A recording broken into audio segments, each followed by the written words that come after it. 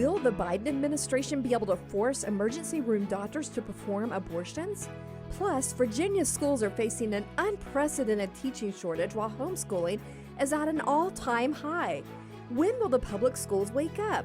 Welcome to Speak Up Virginia, equipping you to speak up on the life, family, and freedom issues that matter most to you. From the Family Foundation, I'm your host, Candy Cushman, with our president, Victoria Cobb. Before we get into the topic today, I just wanted to share that my husband and I have really been enjoying watching some episodes from this History Channel show called Alone. Have you heard of it, Victoria? I haven't, no. Well, I guess it's been out there a while and we're just now discovering it, so we're kind of behind. But the whole idea is that people get dropped off in the wilderness and you win $500,000 if you can survive the longest. So in season 4, they mix things up a little bit with these family pairings. So it can be brothers or a father and son, and there's one married couple. But here's the whole deal.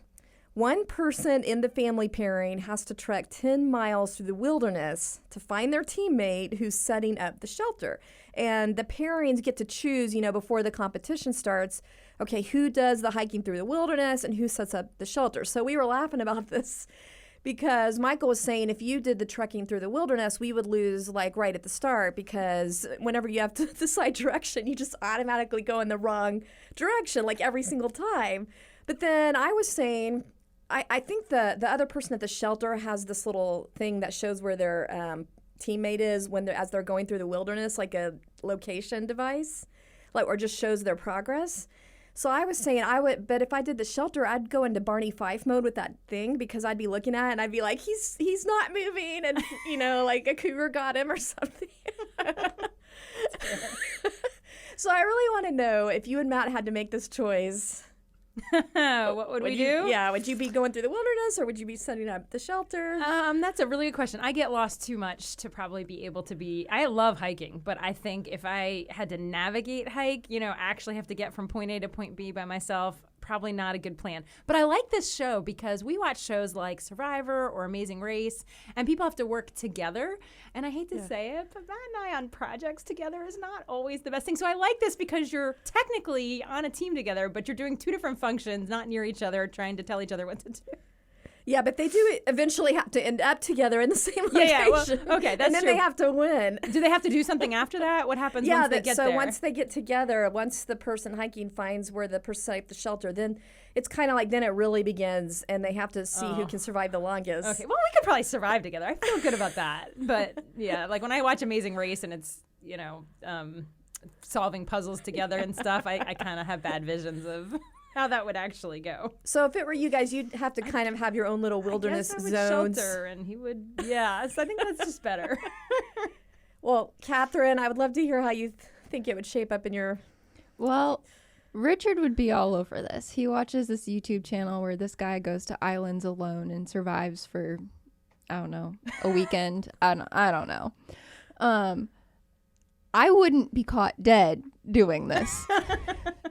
Fair.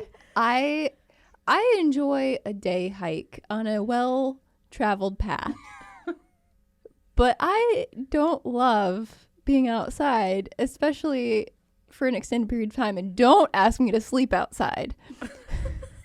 Okay, it's just a non-starter. But if you had to choose hiking or shelter building? I would probably do the hiking. Because I feel like Richard would build a better shelter than I would. But animals. They're there at both places. Yeah, yeah, both places. I'm sure. I feel like hiking sounds scarier than just being in one place, but you might be right. right. I don't know. I feel like I can navigate pretty well. I've never had to navigate in the wilderness, but I feel like in general I can navigate pretty well. So I'll let him do the building. That's good. Yeah, and I can see him getting really into the building. And he lifts. He'll knock down a tree and lift the whole thing. Yeah, exactly. All right, well, getting into more sobering topics, last week we talked with the director of one of Virginia's largest pregnancy resource centers, Toby DeBoss, about these vicious attempts to shut down and cancel out pro-life centers. And since then, there's been some pretty major developments that I think it's worth discussing. First of all, after our episode aired, Yelp, this app that millions of people use to locate businesses and other things in their neighborhood, They announced that they're going to be putting what basically amounts to these disclaimer labels on crisis pregnancy centers and faith-based crisis pregnancy centers. They specifically singled out that word, faith-based. And these disclaimers, or what they call notices, are going to inform consumers that these pregnancy resource centers provide, quote, limited medical services and, quote, may not have licensed medical professionals on site. What do you think about that, Victoria? Well, on a sort of more light note, I can't imagine getting your medical references from Yelp, but that's a side point. You know, I think you should find out who actually does things well when you're actually talking about medical services. But Good no, point. on a serious note, though, that is incredibly disturbing. And here's the thing, that is a ridiculous statement of mistruth because most of them actually these days have medical services. So you're actually putting a disclaimer as if you're telling, this is like fact checking out there on social media. Yeah. You know, you don't like something, so you claim to be a fact. And this is actually a misstatement. Yeah, it almost seems like a form of slander, and it just, they keep claiming that they're doing this to keep people from being misinformed, but it sounds like they're in turn misinforming at the same time. No, this is the thing. We cannot have opinions about businesses out there in business directories. We need to just simply list businesses, and that I thought that was kind of how we did things in America, but we're now deciding what we like and we don't like, and we're acting like we're the truth fact checkers, but we're not. We're just opinionated, and that's a disaster. Yeah, it does start to get back to that communistic sounding social credit system where we're putting check marks on certain people, and yeah, that's kind of scary. That's how those things begin. Well, then on top of that, you've got the Biden administration just completely overreaching on this whole abortion issue with an executive order that basically tries to force emergency room doctors to have to perform abortions. Tell us what's going on with that. Yeah, it basically amounts to trying to turn our emergency rooms in hospitals into walk-in abortion facilities. And it's really actually powerfully explained in some legal challenges that are happening in and around pro-life and Christian medical associations. But basically, the Biden administration is trying to do this through an executive order that twists the existing law, and the existing law is the Emergency Medical Treatment and Labor Act, to order emergency room doctors to perform abortions deemed, and here's the thing, deemed necessary. But of course, here's the sticking point. What is necessary? Who gets to decide that? So a Texas judge, for example, recently halted the order from being enforced, pointing out that, among other things, that Texas already has a law that allows abortions in life-threatening circumstances. So that was deemed good enough for what Texas had. Yeah, the news from Texas was encouraging, but then we got an opposite ruling from a judge in Idaho who blocked pro-life policies in that state that would have prevented emergency rooms from, being transformed into abortion facilities. So where do you think all this is going to land, Victoria? Well, I think, again, it shows the emphasis of the state level ability to interpret these things, but it's also, this is an executive order that it shouldn't ever be in the first place. So these two being in conflict are ultimately, if they were to continue to be challenged, so if the Biden administration appeals the ruling in Texas because they don't like that ruling, ultimately you're going to have two different circuit courts, and you're going to have the Supreme Court determine what is it intended by this executive order, and I would say, and is it even legitimately appropriate in the first place? So I guess it just helps us reemphasize that we got to protect our medical professionals. What can we do on that here in Virginia? Yeah, I mean, we do have some protections there, but it is a definite concern that you could be one day working in an ER doing labor and delivery and find out that all of a sudden you're now doing elective abortion in your ER. Well, with you saying there's going to be all these conflicting court rulings ultimately, where do you think that's going to end up? Do you have a hopeful outlook for that? Well, I do think this is where your attorney general matters, and I think our attorney general could interpret this executive order to not be valid in Virginia because of the way that the Emergency Medical Act was intended for live birth. It is not intended to take human life, and I think he could step in and try to protect us. Thanks for joining us for Speak Up Virginia, brought to you by the Family Foundation. If you're enjoying the show, help us encourage others to speak up by giving us a 5-star review and sharing it with friends. Thanks for listening. Well, taking a sharp pivot onto a different topic, I wanted to mention some good news. We now have confirmation with the actual numbers, the data, that there has been a huge increase in homeschooling in our state. In fact, it looks like at least a 50% increase over the last 2 years, with some 60,000 students now choosing homeschooling. And this is according to the Virginia Department of Education's own stats.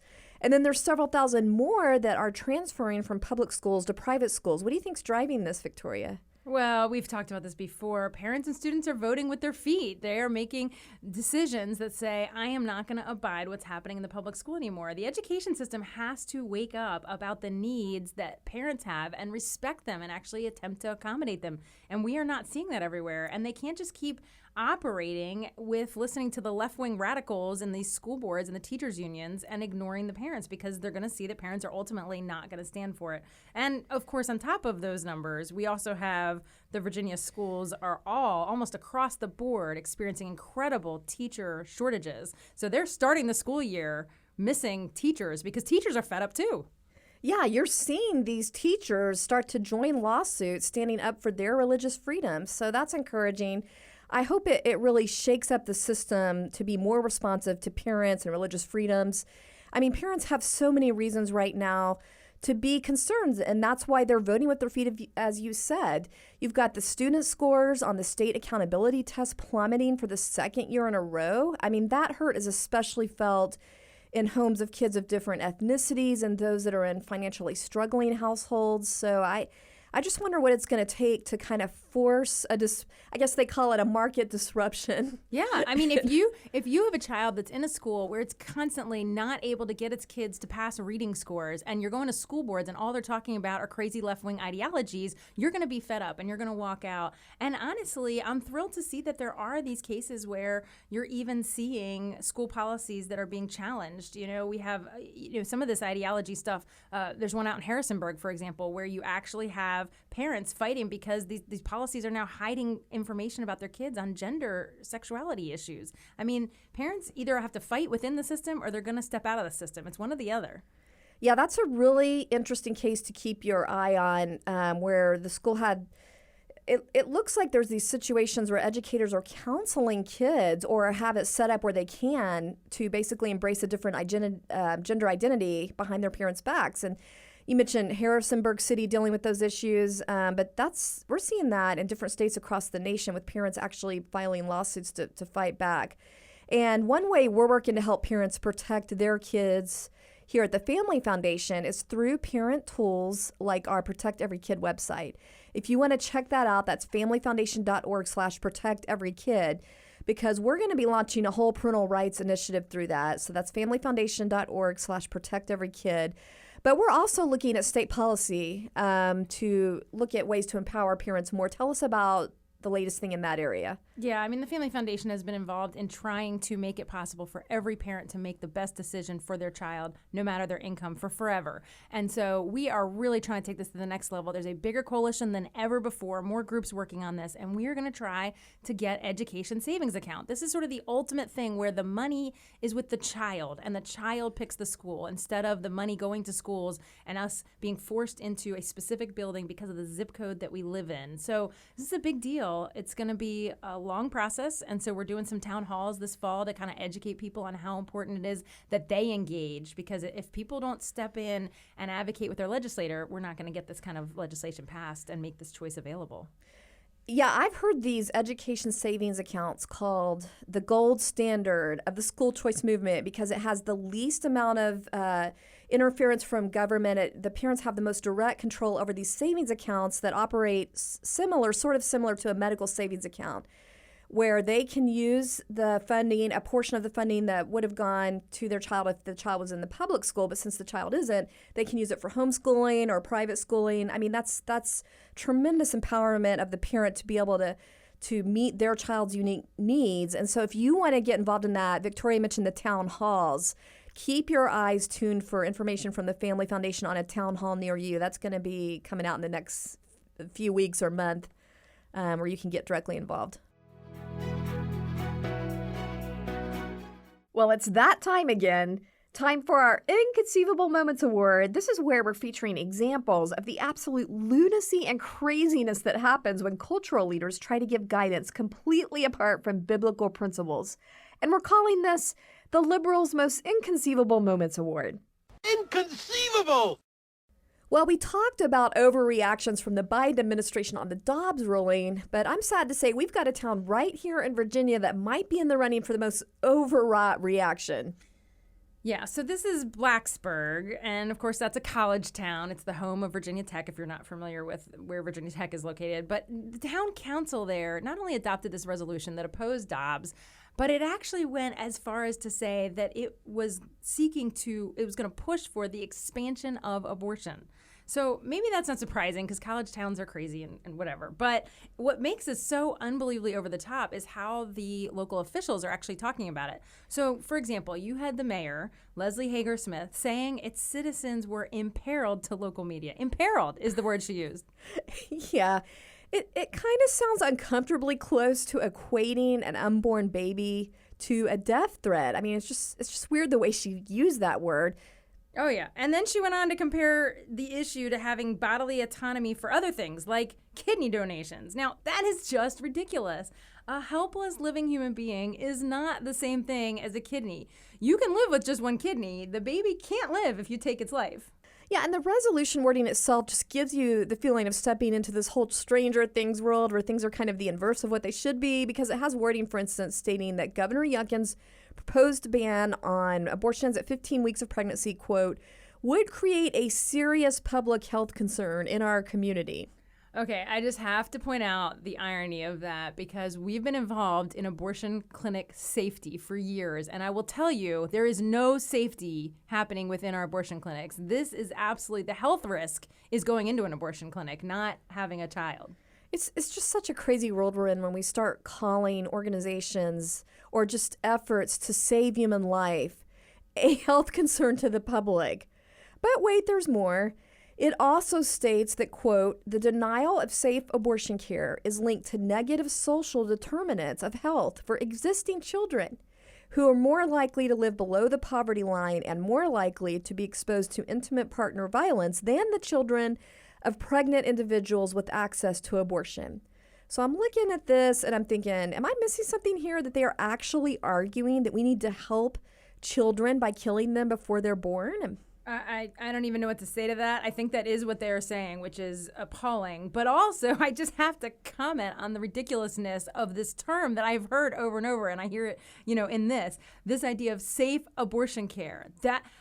Care and abortion should never be in the same wording, ever. And safe and abortion cannot be in the same words if you actually look at the statistics. So it's amazing to me that they make abortion sound like it's the equivalent of compassionate health care.